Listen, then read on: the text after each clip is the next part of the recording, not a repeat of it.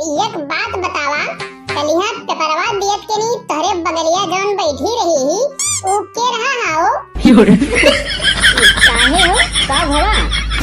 अरे यार बस ऐसे पूछा थई।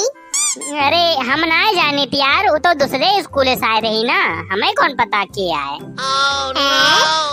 तब काहे मटरवा चिल्लात रहा हो कि लिपुर का अरे हम मुड़ मुड़ के देख रहे थे उसे और वो मुड़ मुड़ के देख रही थी हमें। अरे आजो इधर शायरी बन गए हो, शायरी।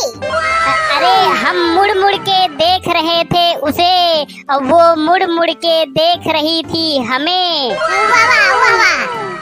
कि हम मुड़ मुड़ के देख रहे थे उसे, वो मुड़ मुड़ के देख रही थी हमें। वो हमें, हम उसे, हम उसे, वो हमें।